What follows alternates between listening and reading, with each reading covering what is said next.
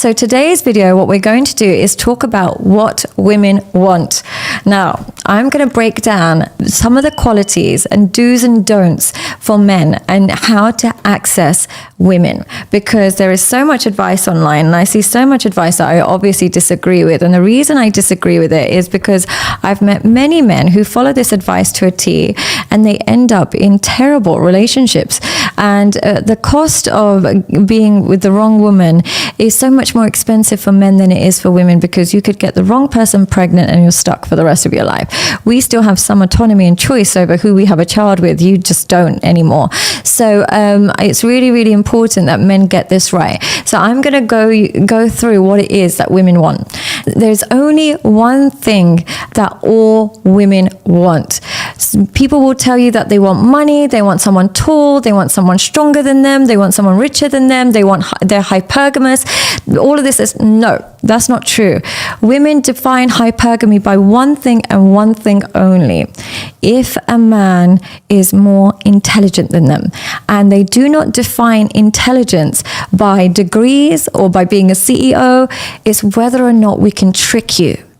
That's it. You can be shorter than us, you can be poorer than us, you can be dumber than us in all other regards, but if we can't trick you, we'll still give you some respect.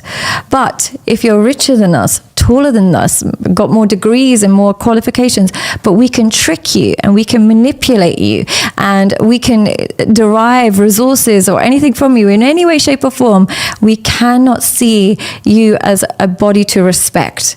So when we talk about being hypergamous, the reality of hypergamy for a woman is only by one metric. It's our ability to manipulate a man. Yeah, we will only respect men we can't manipulate. It doesn't matter about his bank card. It doesn't matter about his height. We only respect men we can't manipulate. Now, the problem with men is they are far more naive than women. Majority of women, if you tell them that I saw your boyfriend talking to this girl, within 2 minutes she's investigating, and within 5 minutes she's screaming down the phone at him. You tell that to a man and he'll say, no, my girlfriend would never do that. My girlfriend's not like this. They make a million excuses. And it's because men have been conditioned into thinking that women don't lie, women, they're softer, they don't manipulate, they're the ones that lie. It's not true. So when women meet a man who is naive, who makes excuses for her, she automatically loses respect and desire for him. And the reason why she can't desire him is because she feels like she's stronger than him. And we can't feel safe amongst a man that we feel we're stronger than, or we feel we're more powerful than. We can't feel safe with that guy. Whereas that guy that, who we can't manipulate, who is ahead of the curve, who is suspicious, we trust his judgment then. If we know that he doesn't fall for every lie and he double checks everything, we know we can trust his judgment. We know that when he says this restaurant is good, it's going to be good. When he says this hotel is great, we know it's going to be great. When he says don't do business with that person, we trust them. But the guy that we can manipulate, we don't trust any word that comes out of his mouth afterwards. So that's why it's really important for you not to be naive with women. Don't do it. Yeah, you will suffer if you do. Now, the other thing that what we find attractive compared to what we don't find attractive is we prefer men that seek respect over approval. Now, what I mean by this is we want a man who is looking to be respected by others rather than to be liked by others. And that guy, how we know he's somebody who wants respect rather than approval is he's not a yes man. He's not a go with the flow kind of guy. He will stand up for what he thinks. He won't be like argumentative. But if he thinks something, if he believes something, he's not easily swayed. He's not easily pressured by his friends. He's not easily pressured by his wife. He stands up for. He has his own set of values that he stands up for. That man we respect. But that guy that just wants to be liked by everybody, who just wants to be popular, who just wants to not rock the boat, who just wants to be nice, we realize that approval means more than self-respect, and therefore we lose interest in that guy. So we prefer respect over approval. Now, another thing that women find attractive versus unattractive is we can tell the difference between fake confidence and authentic confidence.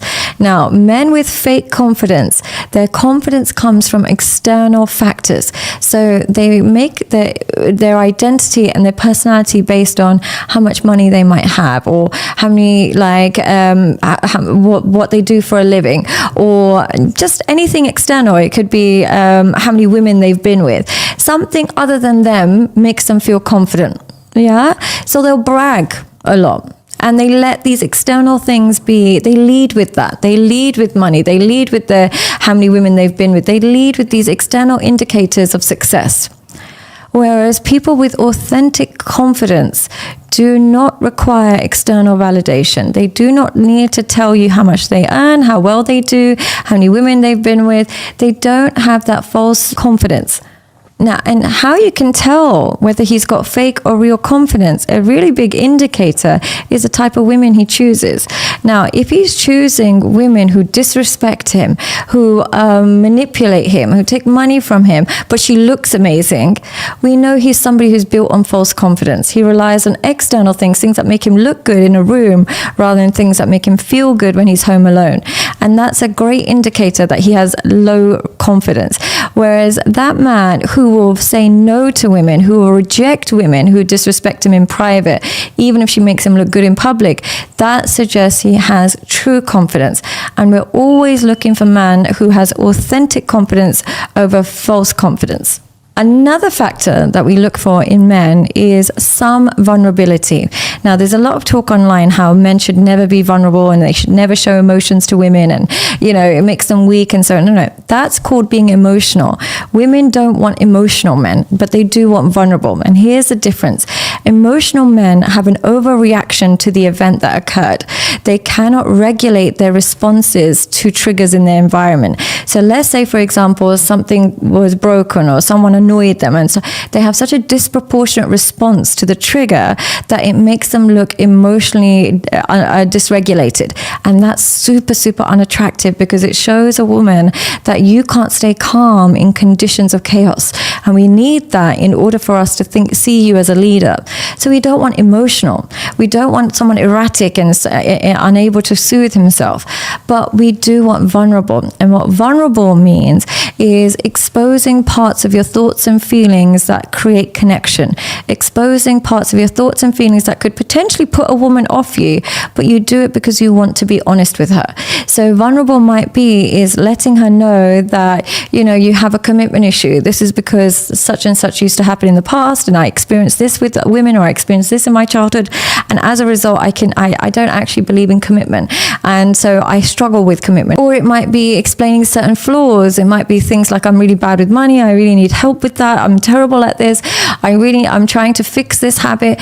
You let them know potential flaws that could put her off you, but you're not there to try and win her over. You're there to see if you two are emotionally compatible. Now, that guy, the reason why that's so attractive is he is going more down the route of, you take it or leave it. This is who I am. You can either join me on this journey or you cannot. But if he has to kind of hide his emotions, doesn't give you too much, seems a bit cold, seems hard to approach, it's only a matter of time before the woman either leaves or cheats, because women need emotional connection. Whether you like it or not, whether you want it or not, they need that emotional vulnerability, because we like to be with men that make us feel seen. And somebody who's unwilling to express themselves or unwilling to be vulnerable is not showing himself, and also not going to elicit that vulnerability back out of you. So you almost feel like you're with somebody cold or hard to read, and as a result, the woman, it's a matter of time before she looks for somebody who makes her feel more seen. So vulnerability is really important. How you practice vulnerability is really, really getting more and more self-awareness, learning about yourself, knowing who you are, knowing what your values are, knowing what your weaknesses are, knowing what your flaws are, and being totally okay with expressing that to somebody else. Not living hiding that from people, expressing that, but not being afraid of their judgment of it. This whole talk online, never show a woman you're vulnerable, she will judge you. Why are you afraid of a woman judging you? You're a grown man. You're scared of a woman's judgment? You should be like, judge me if you want to judge me. The door's open if you want to go, but this is what I think and feel. But what the manosphere will teach you is like, it's the most terrifying thing in the world if a woman judges you. Here's the thing. We don't want emotional. We want vulnerable. Vulnerable creates connection. Emotional creates chaos. Another factor that determines whether a man will be seen as attractive or unattractive is how he deals with rejection.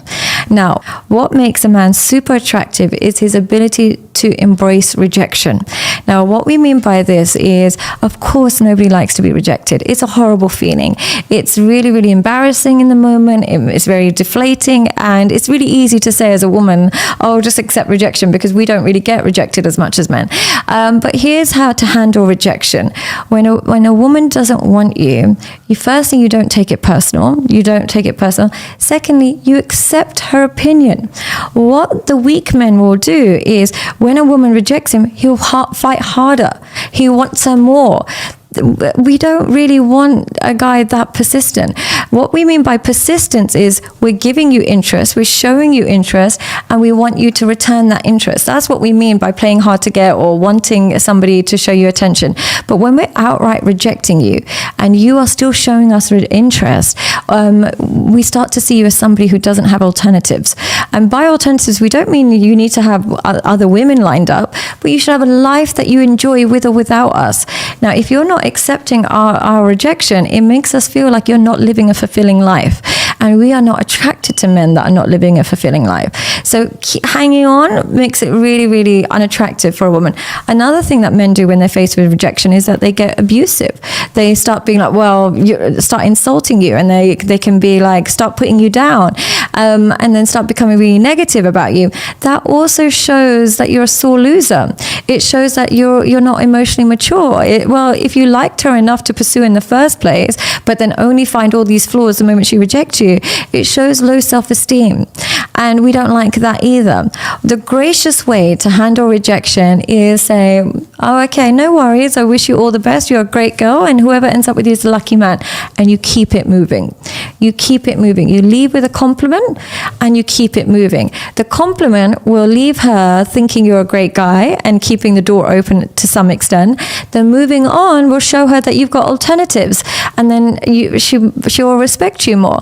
But the insults or the clinging on, don't do it. It just cements your failure for this woman. Another factor that determines whether or not women will find you attractive or unattractive is the choices you make in life. Now, one thing that women monitor without you realizing is what you choose to do. Now, if you choose to watch a lot of pornography, choose to play a lot of video games, choose to pay for sex, choose to go and sleep around a lot, we're looking at your choices and we are deciding whether or not you are valuable or you are chaotic. Whereas if you naturally make good choices, we don't have to kind of scold you, we don't have to mold you, we don't have to tell you too much. You naturally make the right choices, you will become more attractive to a woman. So what you want to do is live a life where if a woman was to enter it tomorrow, she wouldn't need to tell you too much. She wouldn't need you to adapt too much in order for you to be a good husband or to be a good father. You naturally live a life that is effective. What a lot of men will do is live an incredibly chaotic life. They'll be sleeping around, going to parties every weekend, taking drugs, and say, well, when I settle down, I'm going to stop all this. But what kind of woman is going to select you? It's going to be a woman with low standards and a woman who's also a bit chaotic. But when you start making those life choices because you respect yourself, and it's got nothing to do with a woman, you're doing it because you respect who you are, then you're more likely to attract a good woman and you're more likely to appeal to more women. Yeah, more women will find you attractive. So make choices that you are proud of, with or without women. Now, the final thing that determines whether or not a man is attractive or unattractive is his communication style. Now, one thing about women is they don't really care so much about who you are. They care more about how you make them feel. So what I mean by this is you can plan an amazing date where it's a gorgeous restaurant, you pick her up, you're wearing a really nice outfit, all of these things. But she catches you staring at another woman, or you're on your phone the whole time. If you make her feel ignored or rejected, immediately she loses all interest. Whereas another guy who might do a very low-key date, but he shows interest in her and makes her feel important, valuable, seen, she will attach to him. And how you make a woman feel seen is your communication has to be consistent and inquisitive. And what I mean by that is you check in regularly, you do regular check-ins. If she doesn't respond, take her lack of responsiveness as she's not interested and take it as a rejection and handle the rejection the way I said. But if she does respond, you ask questions about her. You ask some questions. Now, she should also be asking questions about you. It should be a two-way street, but you should be asking questions to get to know her. And the reason why that is important is the characteristics of charisma is how you make others feel. And when you ask people questions, they feel significant. So when you're with a woman and if you're trying to create connection, always ask deeper questions. Ask her about what she wants in life, what she doesn't like, what she respects, what she doesn't like, respect what her values are. Ask her slightly deeper questions. Now, with the wrong woman, she will find these questions very difficult to answer. She won't want deep connection and she'll kind of find that difficult. But with the right woman, she will open up and you two will create some chemistry that you can't be broken. So I would say the final thing that makes men really attractive is a communication style. When you meet a man who doesn't call, doesn't text, between dates he has nothing to talk about, women lose interest. They just do. They find it like pathetic, boring, like they don't enjoy that. So having consistent communication that is filled with emotional intimacy will make you far more attractive. Okay, thank you so much for tuning in. Tune in next week where I'll be talking about more topics, everything to do with relationships. If you have any further questions or want one-to-one, you can send me a message and I will be able to tell you my schedule. Thank you so much for listening. What do you guys think? Do you have anything to add on top of this conversation? Please leave your comment below. We would love to hear from you. Thank you for making it this far. If you like this video, you might want to share it with a like-minded friend. Thank you, and as always, stay blessed.